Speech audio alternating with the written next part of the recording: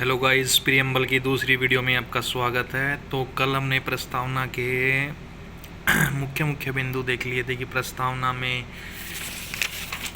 क्या कहना चाहती है। सर्वप्रथम किस देश में प्रस्तावना को लाया गया था, तो यूएसए के संविधान में लाया गया था। आपको पता ही होगा, प्रस्तावना में चार चीज़ों की बात करती है। वो चार चीज़ें है कि संविधान के अधिकार का स्रोत क्या है। तो हमने कल देखा था कि जनता होती है, क्योंकि जनता लोकतंत्र में जनता ही सर्वोपरि होती है। फिर भारत की प्रकृति है, राज्य व्यवस्था की प्रकृति कैसी होगी, कि भारत के जो सिस्टम होगा वो कैसे होगा। हमने पढ़ा था कि भारत का जो सिस्टम होगा वो संप्रभु होगा, लोकतांत्रिक होगा। और संविधान के हमने उद्देश्य देखे थे कि संविधान किस चीज़ की प्राप्ति करना चाहता है। तो संविधान बनाने का एक ही उद्देश्य होता है, और उसका मतलब होता है सामाजिक न्याय की प्राप्ति। सामाजिक न्याय क्या होता है, तो इसको हम आगे देखेंगे अभी। और संविधान के लागू होने की तिथि, ठीक है। इससे आगे हम चलते हैं प्रियम्बल के कुछ कीवर्ड की तरफ। तो सबसे पहले हमने देखा था कि संप्रभुता। तो संप्रभुता का मतलब क्या होता है। संप्रभुता का, जैसे आप प्रस्तावना पढ़ेंगे तो उसमें क्या कहा जाता है कि हम भारत के लोग भारत को एक संपूर्ण प्रभुत्व संपन्न मतलब संप्रभुता का मतलब होता है कि भारत देश से ऊपर, भारत जो है वो इस देश से ऊपर इसकी कोई शक्ति नहीं है। ये इंडिया है, जैसे आपको पता होगा। तो यह अपना जो डिसीजन लेने के लिए है वो खुद स्वतंत्र है, इसके ऊपर कोई शक्ति नहीं है, ठीक है। और यह अपना फैसला सुन लेगा इसकी, ठीक है। और एक संप्रभु राज्य होने के नाते भारत किसी विदेशी सीमा का अधिग्रहण अथवा किसी अन्य देश के पक्ष में अपनी सीमा के हिस्से पर दावा भी छोड़ सकता है। कि जैसे आपको पता होगा कि बेरूबाड़ी संघ मामला था, जो उसमें कुछ क्षेत्र भारत ने पूर्वी पाकिस्तान, जो आज का हमारा बांग्लादेश है, उसको दिए थे, और वहाँ के कुछ क्षेत्र को अपने अंडर लेके आया था। क्यों?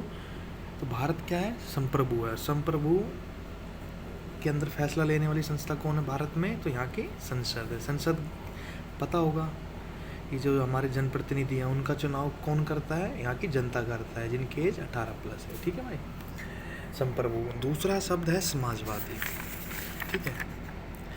समाजवाद होता क्या है, इकोनॉमिकल रूप से देखें तो समाजवाद का मतलब होता है कि जो रिसोर्स का डिस्ट्रीब्यूशन जो होगा वो न्याय संगत हो,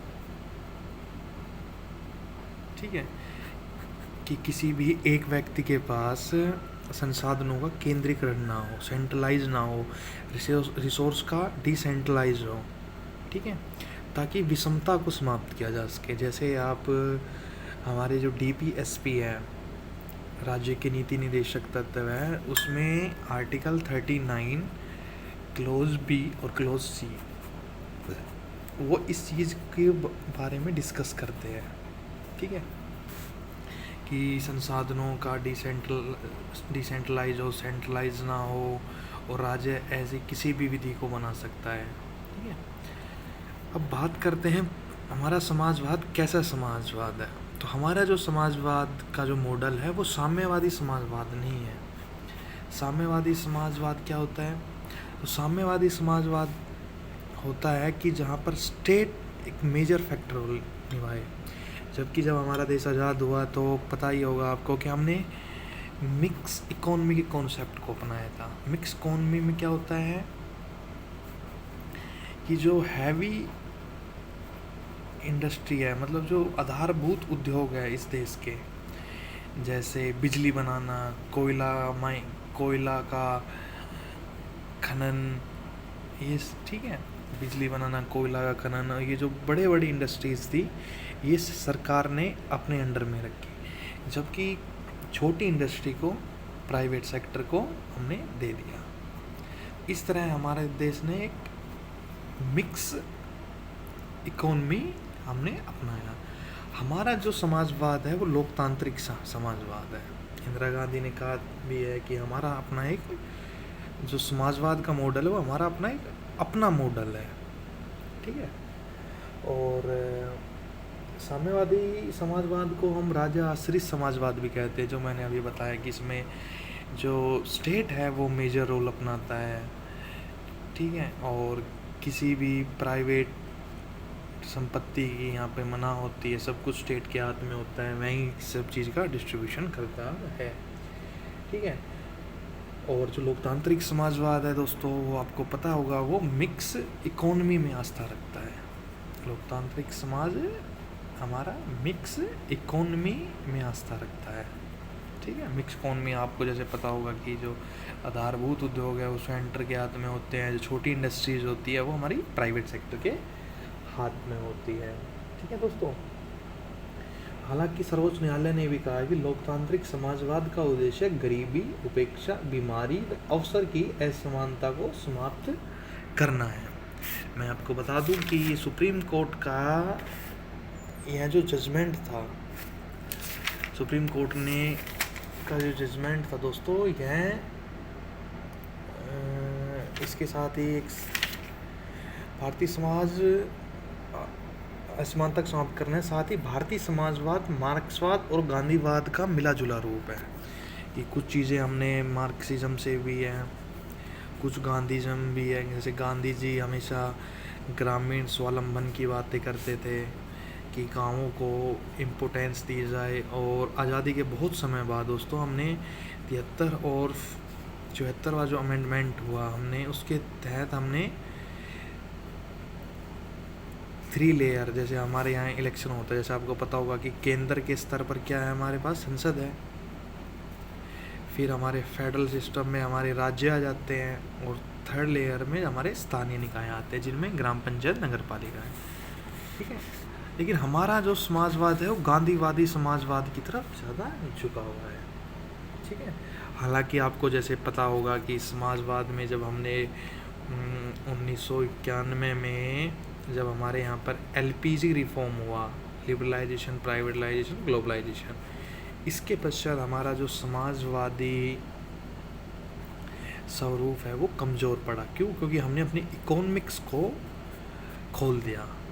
हमने अपने, जैसे आपको पता होगा कि आप इकोनॉमिक्स में जब पढ़ते हैं तो आपको पता होगा कि हमने अपने कैपिटल अकाउंट को थोड़ा कम खोला है, जबकि हमने अपने करंट अकाउंट को पूरी तरह खोल दिया गया है, ठीक है। और हमने कुछ उद्योगों के लिए जिनमें लाइसेंस की ज़रूरत होती थी पहले, उन सब के लिए हमने लाइसेंसिंग प्रणाली, जिसको लाल फीताशाही भी कहते हैं, उसको ख़त्म कर दिया है। अब तीसरे शब्द पे चलते हैं, धर्मनिरपेक्ष, ठीक है दोस्तों। सेक्युलरिज्म, ठीक है, इंग्लिश में इसको बोलते हैं सेक्युलरिज्म। दोस्तों देखो, 3 तरह के स्टेट होते हैं। आज अगर हम बात करें, फर्स्ट तरह का स्टेट वो होता है जो हर धर्म का विरोध करता है, ठीक है। आप यूरोप की बहुत सी कंट्री होगी, वो अपने आप को नास्तिक देश कहते हैं, नास्तिक कंट्री कहते हैं कि हमारा कोई धर्म नहीं, विरोध करते हैं। दूसरी कंट्री वो होते हैं जिनका कोई सैद्धांतिक धर्म होता है, जैसे पाकिस्तान में इस्लामिक है, या अरब कंट्री में चले जाएंगे तो इस्लामिक। और तीसरे तरह के दोस्तों देश होते हैं हमारे जो सेकुलर स्टेट होते हैं, जहाँ राज्य का कोई धर्म नहीं होता है, लेकिन राज्य हर धर्म का पालन पोषण करता है। तो सेकुलरिज्म के 2 सेकुलरिज्म है, नेगेटिव सेकुलरिज्म, पॉजिटिव सेकुलरिज्म। दोस्तों नेगेटिव सेकुलरिज्म क्या कहता है? इसमें स्टेट कहता है कि हमारा स्टेट का और रिलीजन का कोई संबंध नहीं है, ठीक है। पॉजिटिव सेकुलरिज्म किस चीज़ की बात करता है कि स्टेट का काम गरीबी मिटाना, रोज़गार देना, ये तो है ही, लेकिन स्टेट का कोई स्पेसिफिक धर्म नहीं होगा, लेकिन मैं सभी धर्मों का पालन पोषण करेगा। आप देखते हैं कि हमारे यहाँ पर जैसे गांधी जी कहते थे कि सर्वधर्म समभाव, कि सभी धर्मों का सम्मान, ये पॉजिटिव सेकुलरिज्म है, ठीक है दोस्तों। और आपको पता है कि हालांकि सेकुलरिज्म को 42 अमेंडमेंट 1976 के माध्यम से हमने अपने प्रियम्बल में इसको जोड़ा था, तो कुछ लोग कहते हैं कि सेकुलरिज्म है वो संविधान जब बना था उस समय नहीं था, लेकिन जैसे ही आप आर्टिकल 14 पढ़ोगे जो समता का अधिकार की बात करता है कि सब लोग बराबर है, राइट इक्वलिटी की बात करता है, आर्टिकल 15 आर्टिकल 16 जो कहता है कि किसी भी व्यक्ति के साथ उसके धर्म, जाति, लिंग, निवास के स्थान पर भेदभाव नहीं किया जाएगा। आर्टिकल 25 से 28 आप देखेंगे कि हमारे धार्मिक स्वतंत्रता का अधिकार देता है। ये सब चीज़ें क्या है? ये सब चीज़ें है कि स्टेट धर्म के आधार पर किसी से भेदभाव नहीं करेगा, और ये हमारे सेकुलरिज्म स्टेट की डिफाइन करता है। ठीक है, हालांकि स्पष्ट नहीं था, लेकिन 1976 में 42 अमेंडमेंट के माध्यम से इसे स्पष्ट रूप से जोड़ दिया गया। ठीक है, अब है लोकतांत्रिक। तो भारत की जो प्रकृति है वो लोकतांत्रिक होगी। ठीक है दोस्तों, लोकतांत्रिक का मतलब क्या होता है दोस्तों? देखो, लोकतांत्रिक का मतलब होता है कि सर्वोच्च शक्ति जनता के हाथ में होगी।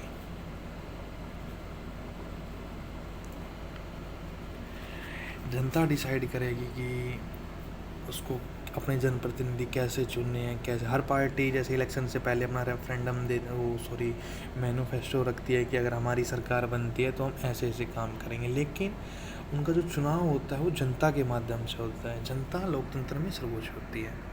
तो दो तरह के लोकतंत्र होते हैं। एक तो होता है दोस्तों प्रत्यक्ष लोकतंत्र।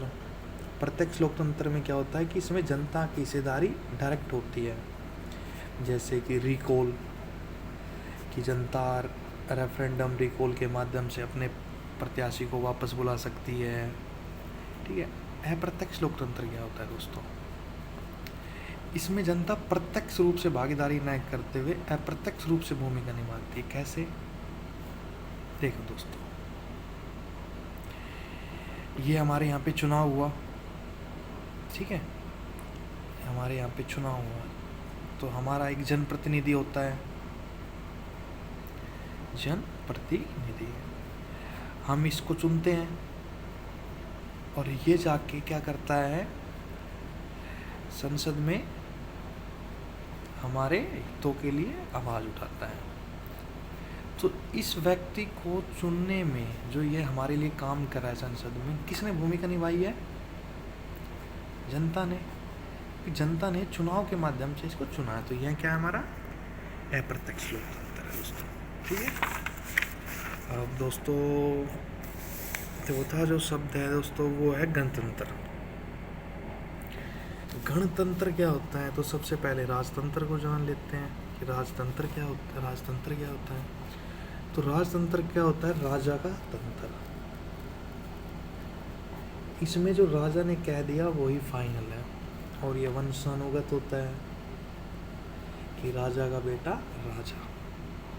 हालांकि आप खूबसूरती देखिए इंडियन डेमोक्रेसी की, कि सबसे पहले जैसे आपको पता होगा कि इंग्लैंड ने हम पे बहुत समय तक शासन किया। हम उनकी कॉलोनी रही हैं बहुत 200 साल तक। वहाँ पे आज भी संसदीय परंपरा है, डेमोक्रेसी है। वहाँ का प्रधानमंत्री जो संसद है वो चुना जाता है, लेकिन वहाँ का जो राष्ट्र प्रमुख है, जैसे भारत का राष्ट्र प्रमुख कौन है? तो राष्ट्रपति है। ठीक है, वहाँ का जो राष्ट्र प्रमुख है इंग्लैंड का, वो आज भी वंशानुगत है, जबकि हमारे यहाँ पर राष्ट्रपति का चुनाव अप्रत्यक्ष रूप से होता है, जनता ही करती है। आप पूछेंगे कि यार राष्ट्रपति का चुनाव जनता कैसे करती है? भाई जैसे हमारे संसद और प्लस विधानसभा, ये सदस्य क्या करते हैं? राष्ट्रपति के चुनाव में वोटिंग करते हैं। ठीक है, ये जब वोटिंग करते हैं ये चुनते हैं, लेकिन इन जनप्रतिनिधियों को चुना किसने है? तो आपको अभी थोड़ी देर पहले जब हम लोकतांत्रिक स्वरूप पढ़ रहे थे तो हमें पता है कि इन जनप्रतिनिधियों को इस देश की जनता चुनती है, हम चुनते हैं। हर व्यक्ति जो इसकी उम्र 18 प्लस है उसको वोटिंग करने का राइट्स है। ठीक है, चुनते हैं। तो ये अप्रत्यक्ष है।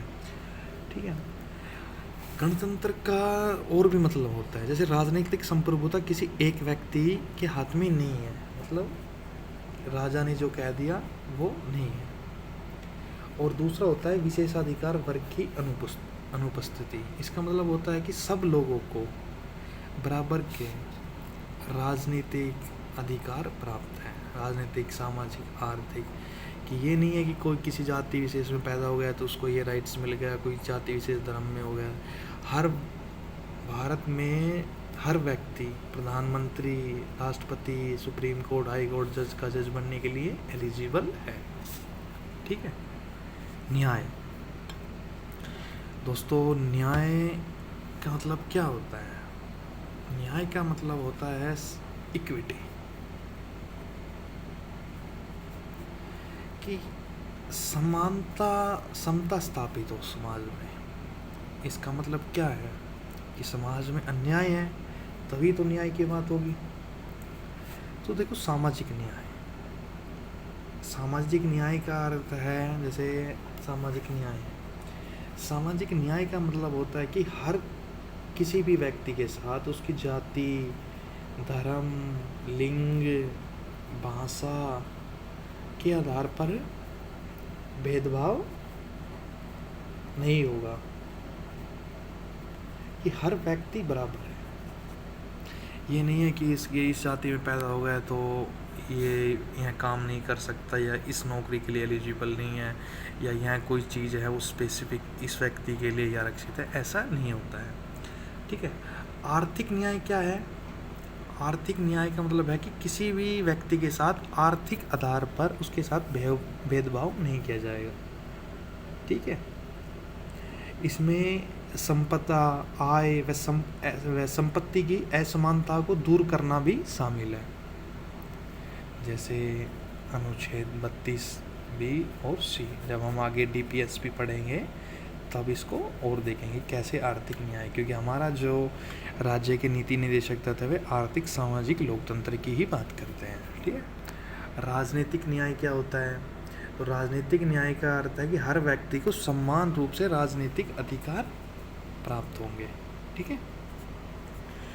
वो चाहे राजनीतिक दफ्तरों में उनका प्रवेश का मामला हो, या अपनी बात सरकार तक पहुंचाने का उनका अधिकार। ठीक है। तो ये सब सामाजिक, आर्थिक और राजनीतिक न्याय के इन तत्वों को कहाँ से लिया गया है हमारे? तो इनको 1917 की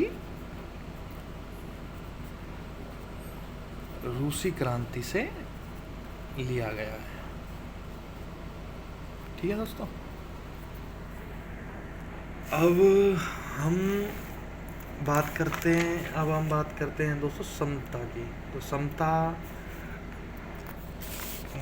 न्याय के बाद हमारा जो अगला होगा वो होगा समता, 7वां टॉपिक। समता क्या होता है? तो समाज में किसी भी वर्ग के लिए विशेषाधिकार की अनुपस्थिति और बिना भेदभाव के हर व्यक्ति को समान अवसर प्रदान करना। किसी के पास भी कोई विशेषाधिकार नहीं होगा। ठीक है दोस्तों, कि ये नहीं है कि मैं इस जाति, धर्म, क्षेत्र, भाषा में पैदा हो गया तो मुझे ये राइट्स मिल जाएंगे। नहीं, बिल्कुल नहीं मिलेंगे आपको। और हर व्यक्ति के साथ समान रूप से हम भेदभाव किया जाएगा। तो जैसे आपको पता है कि समता का है वो आर्टिकल 14 की बात करता है, समता का अधिकार की बात करता है, विधि के समक्ष समता की बात करता है, अस्पृश्यता का अंत अनुच्छेद 17 करता है, उपाधियों का अंत अनुच्छेद 18 करता है। ठीक है दोस्तों। और राज्य के नीति निदेशक तत्व भी है, जैसे आर्टिकल 39 जो महिला तथा पुरुष को जीवन यापन के लिए पर्याप्त साधन और समान काम के लिए समान वेतन के अधिकार को सुनिश्चित करते हैं। कि ये नहीं है कि ये मेल है, ये फीमेल है, इन्होंने कोई भी काम किया तो ये नहीं है कि मेल को ज़्यादा सैलरी मिलेगी और फीमेल को कम। नहीं जी, समान काम के लिए समान वेतन। ठीक है। अगला है हमारे पास दोस्तों बंधुत्व। ठीक है। बंधुत्व मतलब ब्रदरहुड की भावना, कि हम सब क्या है, भाई भाई है। ठीक है दोस्तों। या भाईचारे की भावना। बंधुत्व मतलब जैसे हम कह सकते हैं भाईचारे की भावना। कैसे हैं हमारे संविधान में? आपको पता होगा कि हमारा संविधान फेडरल फेडरल सिस्टम है, और लेकिन हमने कनाडा की तरह हमारा संविधान एकल एकल नागरिकता की बात करता है कि हम कहाँ के नागरिक हैं, हम भारत के नागरिक हैं, हम हरियाणा यूपी या पंजाब के नागरिक नहीं हैं, हम इंडियन सिटीजन हैं, ठीक है। जबकि अमेरिका में क्या होता है कि सेंटर की अलग नागरिकता होती है आपके पास, और स्टेट की अलग दोहरी नागरिकता होती है, ठीक है। जबकि हमने सिंगल नागरिकता को रखा है, ठीक है। और प्रस्तावना में बंधुत्व में दो बातें और सुनिश्चित करती है। पहला यह है कि व्यक्तिगत सम्मान, कि हर बंधुत्व का मतलब है कि भाई मैं तेरा सम्मान करूँगा, तू मेरा सम्मान करेगा, ठीक है। और दूसरे देश की एकता और अखंडता, कि हर व्यक्ति का ये फर्ज है कि हम सब जुड़ के रहें, देश में एकता अखंडता को कायम करें, ठीक है दोस्तों। अभी थोड़ा सा और बच गया है प्रियम्बल का, उसको हम नेक्स्ट क्लास में फिर प्रियम्बल को पूरा कर लेंगे, ठीक है। उसमें है कि जो प्रियम्बल के ऊपर जो एक विवाद रहता है कि ये संविधान का आधारभूत ढांचा है या नहीं है, संविधान का भाग है या नहीं है, तो इसको हम नेक्स्ट क्लास में देखेंगे, ठीक है। तब तक के लिए जय हिंद दोस्तों।